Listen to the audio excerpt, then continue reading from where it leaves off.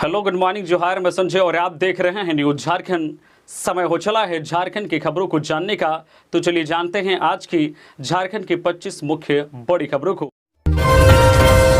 आज रांची के टाटी सिलवे में गरजेंगे जयराम महतो। 50,000 से ज्यादा लोगों की पहुंचने की संभावना।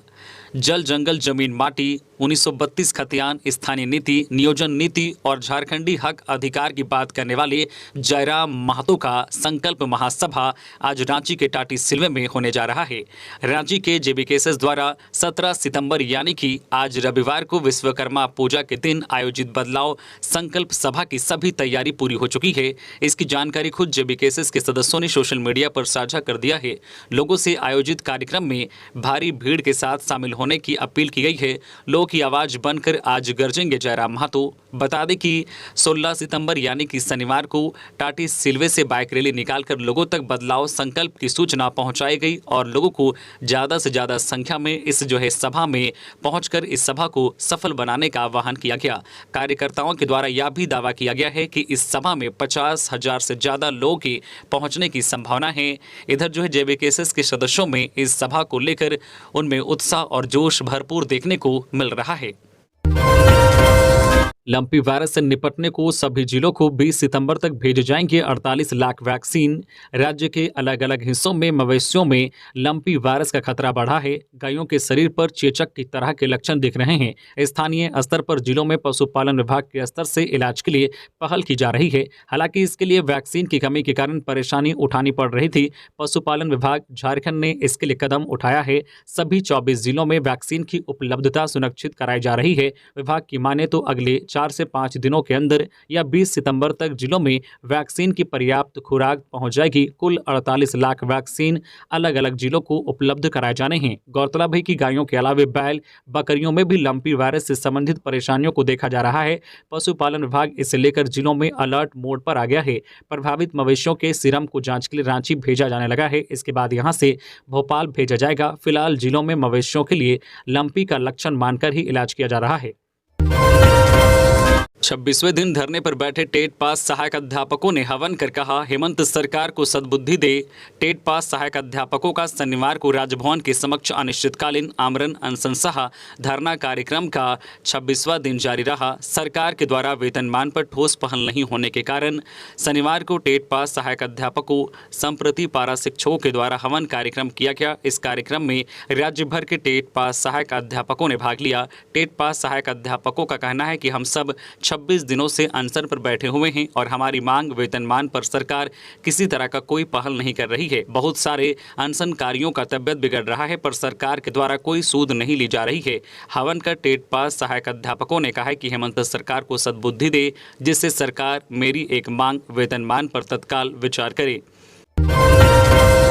रांची के गितलसूत डैम में अचानक मर गई 50 क्विंटल मछली, 10 लाख का नुकसान।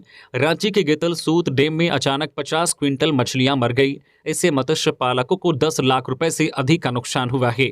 गितलसूत मत्स्यजीवी सहयोग समिति के विभिन्न सदस्यों के 50 क्विंटल से अधिक तेलपिया मछलियों की अचानक मौत हो गई। इसके पीछे का कारण नहीं पता चल सका है। मत्स्य पालकों का कहना है कि अज्ञात कारणों से मछली की मौत हुई है। मृत मछलियों का वजन 600 ग्राम से लेकर 3 किलोग्राम तक है।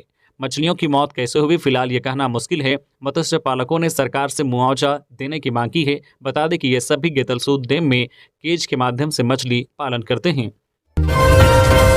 2 माह में जारी करे असिस्टेंट टाउन प्लानर का रिजल्ट। झारखंड हाईकोर्ट का जेपीएससी को आदेश। 186 अभ्यर्थियों की जाएगी उम्मीदवारी।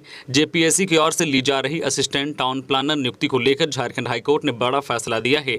कोर्ट ने साफ आदेश देते हुए कहा है कि झारखंड लोक सेवा आयोग अगले 2 महीने में असिस्टेंट टाउन प्लानर का रिजल्ट जारी करे। यह आदेश हाईकोर्ट की एकल पीठ ने सुनवाई करते हुए दी है। पूर्व में हुई सुनवाई के दौरान जस्टिस सुजीत नारायण प्रसाद की अध्यक्षता वाली खंडपीठ ने पूर्व में सभी पक्षों को सुनने के बाद मामले में फैसला सुरक्षित रख लिया था।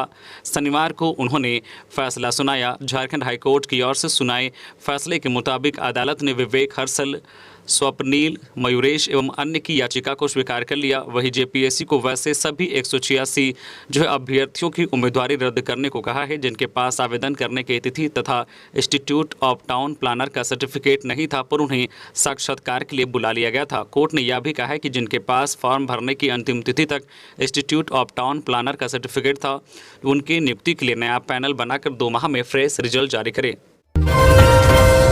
सड़कों और फुटपाथ पर लगाई दुकान तो होगी कार्रवाई, 20 से चलेगा अभियान। रांची पुलिस ने दुकानदारों से अपील की है कि वे अपनी दुकान का सामान सड़क और फुटपाथ पर ना लगाएं। पुलिस ने अपील की है कि दुकानों का सामान सड़क पर लगाने से निगम क्षेत्र में जाम लगती है। शहर में फ्लाईओवर के निर्माण के कारण ट्रैफिक व्यवस्था पर बोझ बढ़ा है। ऐसे में आम जनता को काफ़ी कठिनाइयों का सामना करना पड़ता है।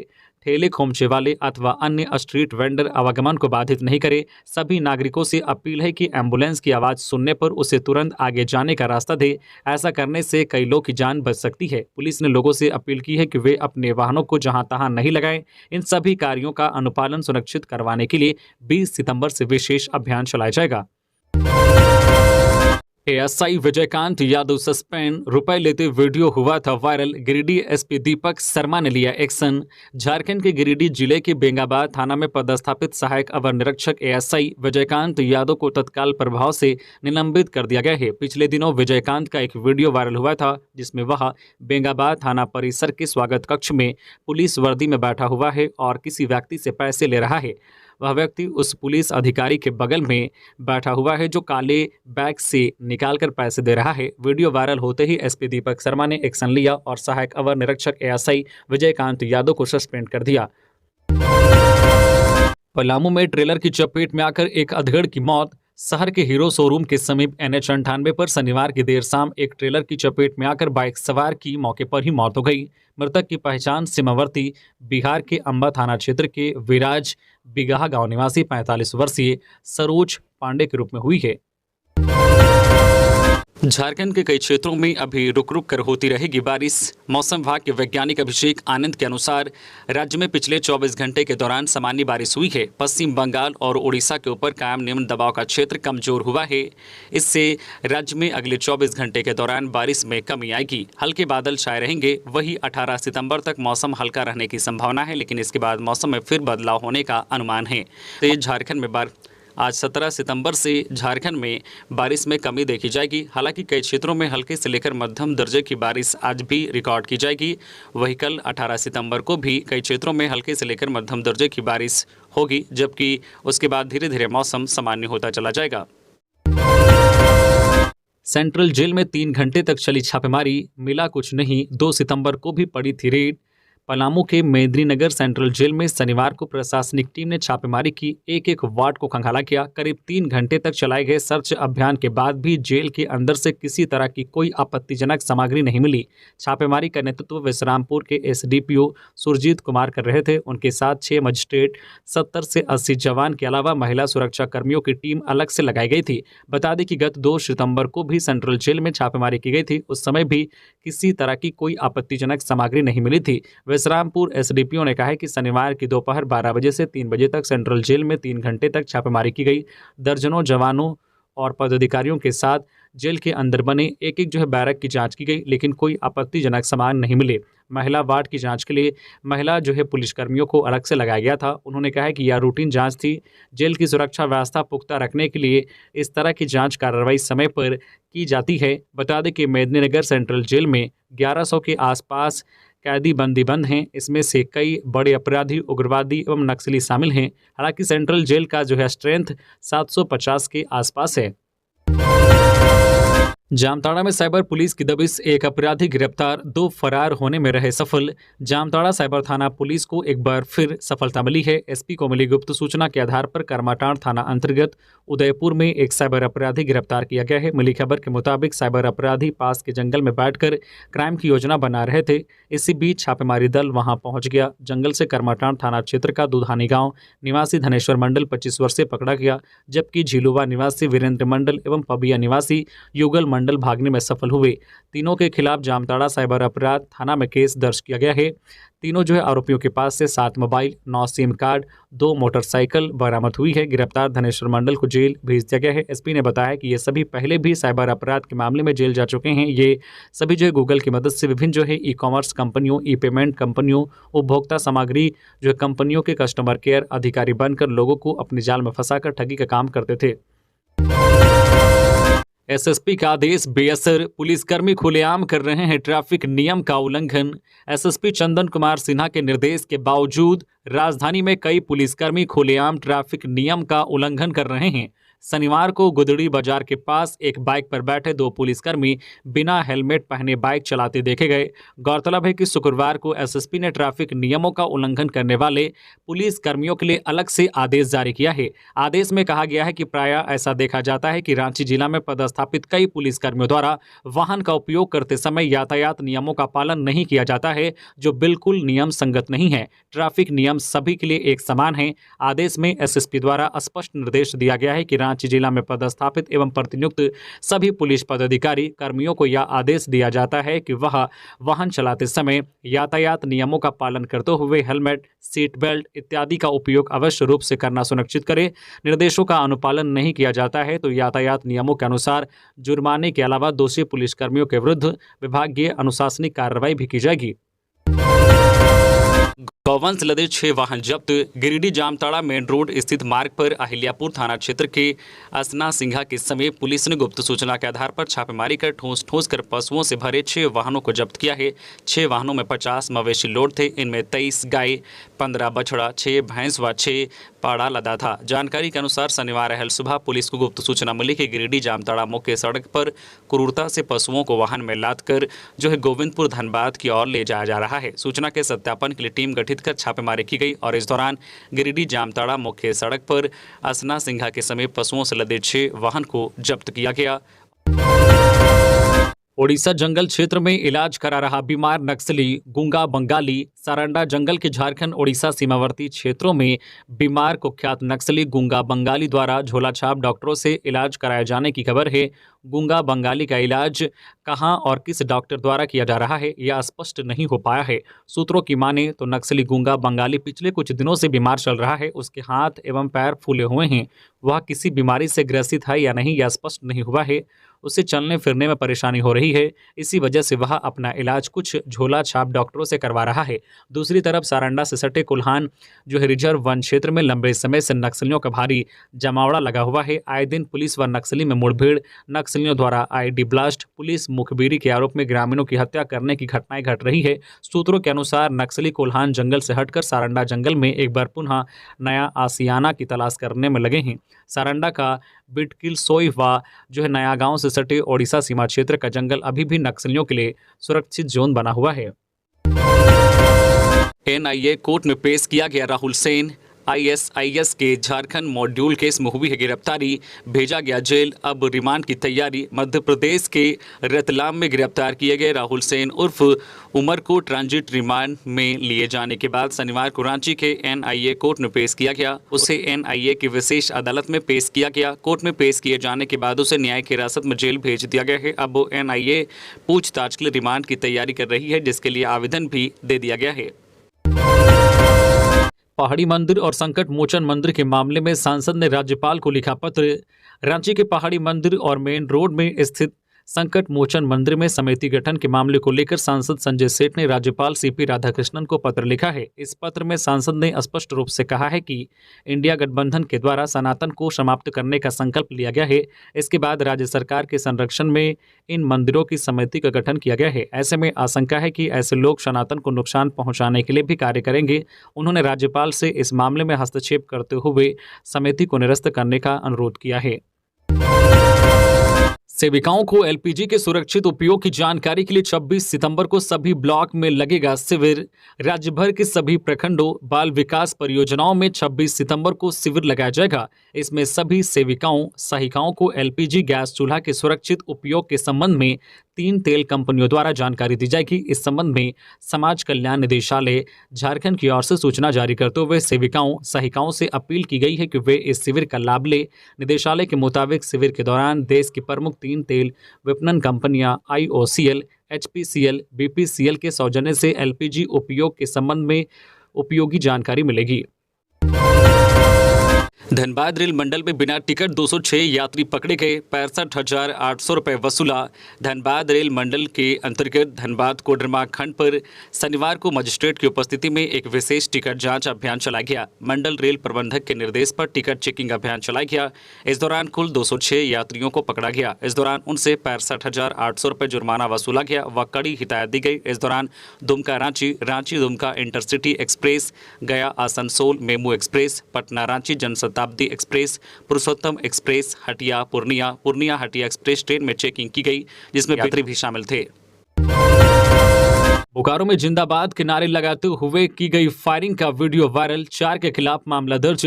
बोकारो जिले के बेरमो थाना इलाके में फायरिंग करते हुए वायरल वीडियो मामले में पुलिस ने प्राथमिकी दर्ज की है। मदन महतो, रिंकू खान, गौतम राम और मुद्रिका गिरी के खिलाफ बेरमो थाना में प्राथमिकी दर्ज की गई है। डुमरी विधानसभा उपचुनाव में इंडिया गठबंधन प्रत्याशी बेबी देवी की जीत के बाद बेरमो विधानसभा क्षेत्र के फुसरों में हवाई फायरिंग का वीडियो वायरल हुआ था। वायरल वीडियो पर संज्ञान लेते हुए पुलिस ने 10 सितंबर को प्राथमिकी दर्ज किया है।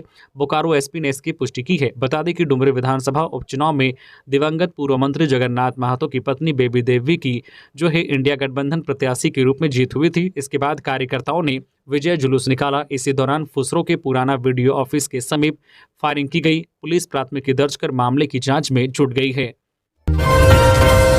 सरना स्थल और आदिवासियों के धार्मिक स्थलों की रक्षा हर हाल में होगी, बंधु तिर्की। पूर्व मंत्री और झारखंड प्रदेश कांग्रेस कमेटी के कार्यकारी अध्यक्ष बंधु तिर्की ने कहा है कि आदिवासी समुदाय परंपरा और संस्कृति के दृष्टिकोण से समृद्ध है। आज आदिवासियत की पहचान की सुरक्षा उनके जीवन का सबसे बड़ा उद्देश्य है। तिर्की ने कहा है कि सभी सरना स्थलों एवं आदिवासियों के सभी धार्मिक स्थानों की रक्षा हर हाल में की जाएगी। बंधु तिर्की ने यह बातें रातू प्रखंड के कमड़े गाँव में पत्थर गाड़कर पूजा करने के बाद आयोजित समारोह में कही। तिर्की ने कहा है कि जंगल झाड़, नदी नाला, पहाड़ पर्वत आदि की सुरक्षा, संरक्षण और संवर्धन के साथ ही खेत खलिहान के माध्यम से आदिवासियों ने न केवल स्वयं का पालन पोषण किया है बल्कि प्राकृतिक व संस्कृति को बचाने का भी कार्य किया है। झारखंड के सभी 3.25 करोड़ लोगों का होगा यह अधिवेशन। सुदेश महतो। रांची के कटहल मोड़ स्थित जो है लाल गुटवा बैंक्वेट में आसू पार्टी ने जिला एवं प्रखंड स्तरीय पदाधिकारियों संग बैठक का आयोजन किया, जहां आसू सुप्रीमो सुदेश महतो ने इस बैठक की अध्यक्षता की।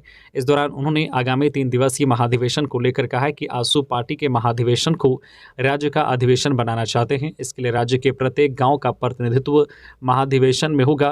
प्रदेश के सभी युवाओं, महिलाओं, बुजुर्गों की समस्याओं, विचारों और सुझावों पर मंथन हेतु पार्टी के महाधिवेशन का आयोजन हो रहा है। यह अधिवेशन आसू पार्टी के 1 लाख पदाधिकारियों का नहीं बल्कि झारखंड के सभी 3.25 करोड़ लोगों का अधिवेशन होगा। भूमाफियाओं पर लगाम, रांची के थानों में जमीन के अवैध कारोबारियों की अब 9 एंट्री। झारखंड की राजधानी रांची में जमीन के अवैध कारोबार को लेकर हालिया दिनों में कई हिंसक घटनाएं हुई हैं। इनमें कई लोगों की जान चली गई है। पुलिस की ओर से जमीन से जुड़ी हिंसा पर रोक के लिए कई कदम उठाए जा रहे हैं। इसी कड़ी में अब रांची के थानों में जमीन दलालों और जमीन के अवैध कारोबारियों के प्रवेश पर रोक की खबर है। इस रणनीति के तहत रांची के नामकुम थाना सहित अन्य थानों में भूमाफिया और जमीन दलालों की एंट्री पर सख्ती से रोक लगा दी गई है। नामकुम थाना के मेन गेट पर इस बाबत पोस्टर भी चिपका दिया गया है। पोस्टर में लिखा है कि जमीन दलाल और भूमाफियाओं का थाना परिसर में प्रवेश निषेध है। इसके अतिरिक्त कई थानों में इसी तरह का पोस्टर चिपकाया गया है।